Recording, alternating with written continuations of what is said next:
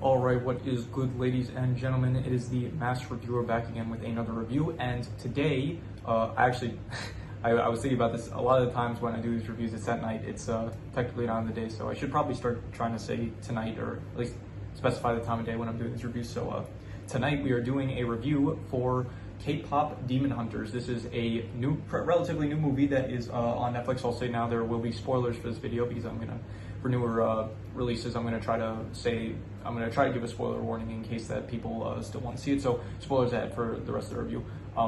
So yeah, I watched K-Pop Demon Hunters. It was a choice between I was looking through Netflix. It was a choice between either this or The Naked Gun, which I also have not seen, and I spun a wheel and it landed on this. So this is what I watched. And yeah, so that is my background with that. Actually, I'll give a bit of background.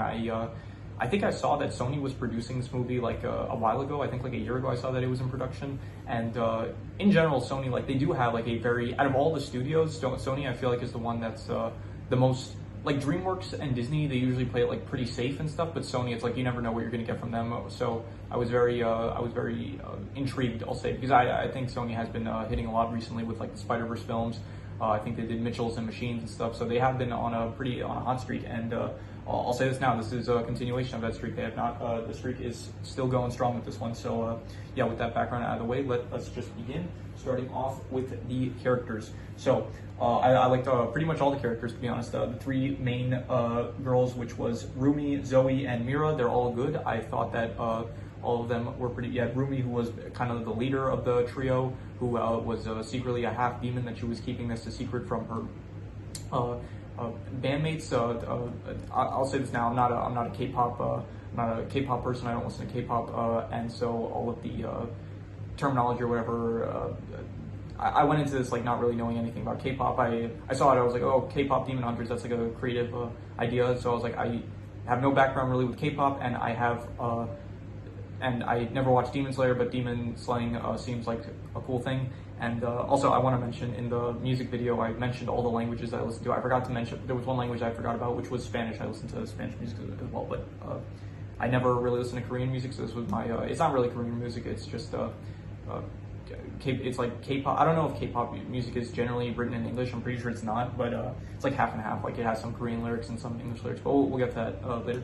I'm getting ahead of myself. Anyway, the characters. So Rumi she was the leader. She was the leader of the trio, and she was half demon, that she was keeping this a secret from her bandmates. You have Zoe, who is the one that's like she tries to please everyone. You have Mira, who she's like the angry one, kind of. She's like very much the rebel, I guess you could say, of the group. And I thought they all worked very well. I thought they were all good. Other than them, you have Ken Jeong, who he's in this. He voices Bobby, who is their manager, who I liked him. He was great. You had Jinu from the Demons. There was the Demon Boy band, which was the Saja boys, and you had Jinu, who was like the face of them. And I thought he was probably my favorite character of the film. I liked him a lot. I liked his like conflict that he had, where it's like he had this personal conflict where he's like a demon and he knows that he did something bad in his lifetime, and so he's like, but he wants to be good, but because like he made a mistake in his past life, he's like, he has trouble reconciling with that, and he meets Rumi, and he realizes that she's a half demon, so she is someone that he can relate to, someone that he can like speak with about stuff about this. And I liked their whole relationship, that thing with whatever you would call it, with Rumi and Jinu. It was good. It was nice. I liked it. And other than them, you had Gi Ma, who was the like demon overlord guy. He was like this big fog of smoke that was made up of all the souls and dark energy, negativity, whatever you want to call it, from the human world.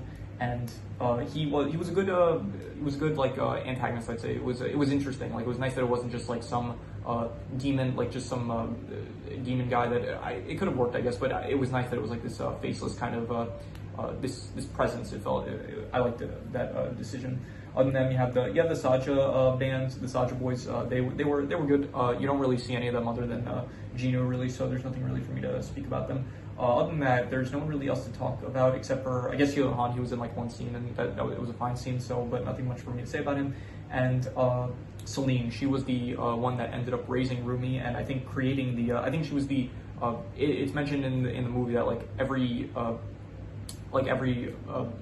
not every few years, but like every generation has like a different trio for like to recreate the Hanmoon. It's not, for some reason I think of honeymoon. It's not called that. It's like the Hanmoon, something like that. And they have to create this like field to protect the world. I think it's the world. It might just be Korea, but I'm pretty sure it's the entire world from the demons. So they have to do that, and so Celine, she was the previous leader of the previous generation. She's not really in the movie that much. She's kind of just in flashbacks and a bit towards the end. And she's like, she's ashamed of like the fact that Rumi, she's like half demon. So she says like she cares about her, but it's like through her actions and stuff. She's like saying like, then you have to hide this, you cannot reveal this and stuff. And so, yeah, that was her character. I thought honestly all the characters were good. I would probably give them honestly, I'm thinking probably a 7.5 to an 8. And I'm going to be generous and give it an 8, to be honest. I thought that they were great characters. I liked all of them. Really, there's no one that I would say was bad. In terms of the plot was basically that, once again, you have a trio, every generation that they have to like perform, they have to like use their voices, they have to sing in order to create a field called a Hanmoon, I think, in order to prevent demons from entering the human world. And so you have the trio of this generation. They are getting close to creating that.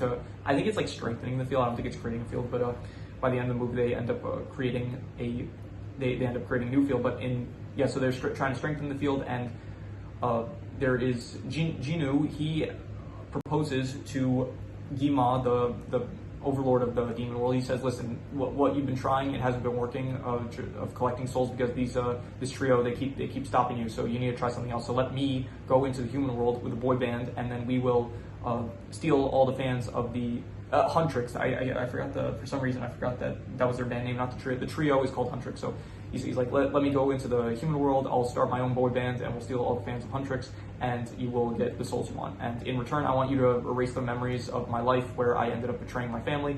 And so the movie is basically like they need to, Huntrix has to now come up with a song in order to beat Soulja Boys at the idol competition of the world or whatever. And so eventually get to the idol competition, and they fail to, well, they don't fail to, they have a song prepared, but then the Soulja Boys end up tricking, excuse me, the Soulja Boys end up tricking the Huntrix trio into separating, and then they cause some like a deception and end up causing the Huntrix group to break up and stuff.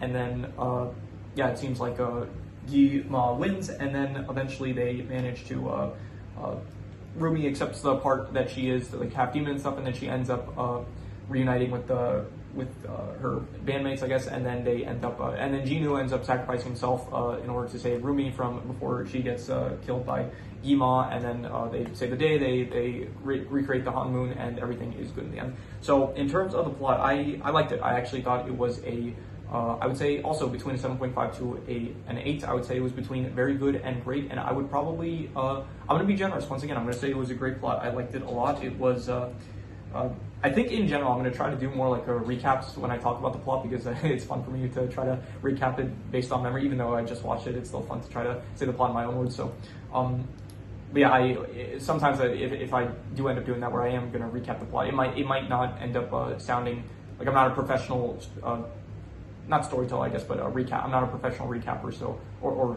reviewer to be honest. But hey, this is what you get. So, so in general, if I do the recaps and it doesn't sound, you might be hearing me saying the recap, and you might say, oh, this sounds terrible based on what he's saying, or it might be that I make it sound like way better than it actually is. So, just know when I give the recaps, I'm not the best at recapping, or I might not be the best, so like don't take it with a grain of salt, like how I'm. I don't even know what I'm trying to prove here.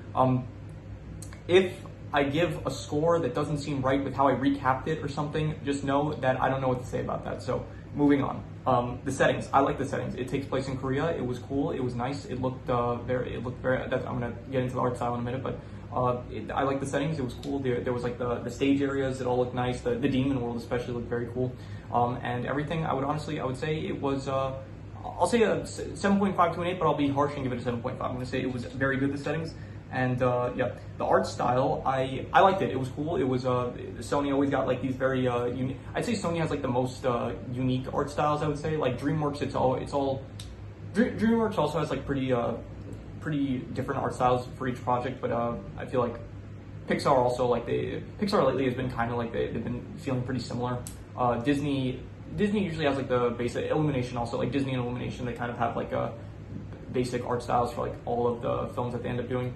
But Sony, it's like Sony really goes outside the box. It feels like when Sony's like doing an art style, it feels like really unique when Sony does makes a film. So the art style here, I liked it. I would give it probably I'm gonna go with probably I would say honestly also like a 7.5 to an 8, and I'll be generous. I'll give it an 8. I thought it was a great art style. I liked it a lot.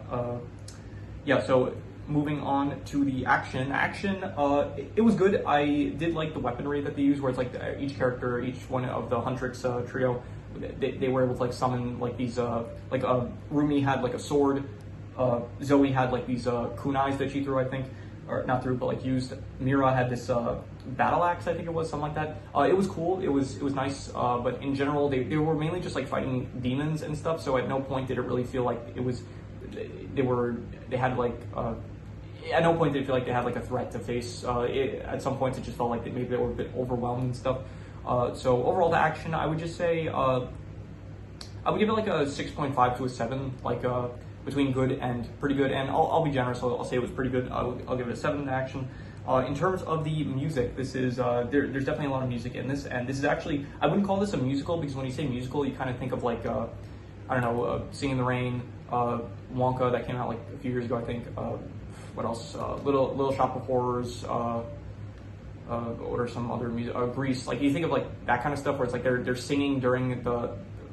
This doesn't really feel like a musical per se. Like yeah, I hope I'm getting my point across, but yeah, it is listed as a musical. It's not like a musical. It's not like like West Side Story. That's like a great example of like a musical. Like it's where it's like the plot happens and then like they sing in order to like during the plot to I don't know, for whatever reason. So it doesn't feel like a musical, but it is listed as a musical. So I'm just gonna rate it based on like I'm not rating it as a musical. I'm rating it as like how good the music was. So in terms of the music, I thought it was. Honestly, a 7.5 to an 8. Once again, I thought it was between very good and great, and I'll give it. I'm thinking about this. I'm wondering if I should be harsh or generous. I feel like the recency bias might be like making me think it was a bit better than it actually was, but I'm gonna ignore the recency bias. I'm gonna give it an 8 out of 10. I'm gonna say it was great music. I liked it, and yeah. In terms of the worst thing, honestly, I wouldn't even say that there was a worst thing per se. I thought that. All of it was pretty good. I wouldn't like really say anything was bad. I would just maybe, okay, I would maybe say that, okay, I'm gonna say 2 things. One of them, okay, so at certain points, the characters, like they'll make some facial expressions that come off as like kind of off-putting, like it just very, I don't know, just, there were certain facial expressions I didn't really like too much, but that more so was like just a preference thing, like I wouldn't, well, most of this is preference, but I'm not gonna call that the worst thing. I'm gonna like ignore that fact. But the worst thing I'll say is probably at the end when Rumi, she ends up like getting exposed as like being half demon, and so Zoe and Mira, they feel like they feel betrayed. They feel like, how could you lie to us about something so important? But then they're instantly they draw their weapons, and it's like I thought like, isn't she like supposed to be like when you're like your closest friend, and then you're still drawing weapons? So part of me is like, okay, yeah, I guess I can kind of rationalize it for like, okay, they were obviously like they were heartbroken, and then they think that she was working with Genu, who was their enemy and stuff. So it's like, okay, fine, but it's like, I don't know if I would say like that. I don't know. It felt like would you really start attacking her like just even if you thought that she betrayed you? Like wouldn't you like try to give her the benefit of the doubt? And I guess they did ultimately let her run away. So I'm not going to say that it was like. It didn't. I'll say this. It in no way like ruined the film or anything. It's just something that like a decision that was like, looking back on it, it feels a bit like, really that's what you're going with. So I'm gonna give that. I'm gonna say it didn't ruin the film though. So I'm gonna give it like and I don't want it to like end up lowering the score. So I'm gonna say that scene in general, it was still, I would say, a good scene. And so I will give it a 6.5 for that scene where they end up finding out that Rumi is half demon. So. In terms of the best thing, there was a lot to like. I don't know specifically what to give the best thing to, so I am just gonna, the characters I gave an 8, the plot I gave an 8, the art style I gave an 8, and the music I gave an 8, so I'm just gonna give another 8. I'm gonna reuse the highest score I gave, which was an 8, and yeah, just all those things. Best thing, I guess. They all share the top spot for the best thing. So 8 out of 10. Any extra notes I have? The food at the very start looked great, very tasty. Looked very good food. It's not listed as a comedy, but there were some comedic moments. I will say there was some good moments. Bobby, when he says like, "I'm not having a nervous breakdown," the way he says it, it's funny. I liked it.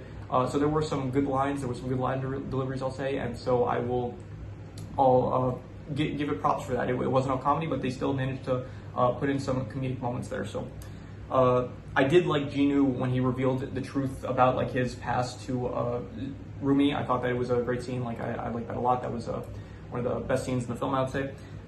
It was shorter than I expected. I thought like it's listed here. Okay, now it's listed. I thought for some reason it was listed as like an hour 40 something. Now I'm looking at it, it's listed as an hour 35, and I'm pretty sure it ends like before an hour 30 even. And then it shows like it does the credit sequence, and then it shows a bit of footage of like the actresses like singing. I think it might not. I don't know if it was the actresses or it was. It might have been like one of the bands like that was that did some of the music for the movie, but yeah, it did show some footage of that, and then it showed like the credits, which went on for like 10 minutes, so it was pretty long credits. So it was a bit shorter than I was expecting. I thought it would go on for like a bit longer, but yeah. Anyway, yeah. So those are all the notes I have. So I'm going to do the calculations. So King Crimson. All right. So it ends up coming out to a 7.5, which would be very good. But honestly, I would probably give it between a 7.5 to an 8, and I'm thinking if I should be generous, because it might be just recency bias, but once again, I'm just going to ignore the recency bias. I'm going to give it an 8. I thought that it was great. I liked it. It was very, I didn't really go into it with any expectations, but honestly, it was, I guess, I'm not going to say it was better than my expectations because once again, I didn't have any expectations for it, but overall, it was a great film, I thought. I would give it a solid 8 out of 10. And yeah, that is pretty much all there is to it. So I am going to do the outro. If you have any movies, shows, anime, video game, stories, anything that you want to recommend, leave it in the comments and I will maybe possibly check it out. But with that said, that is pretty much all there is to it. So let's leave it at that.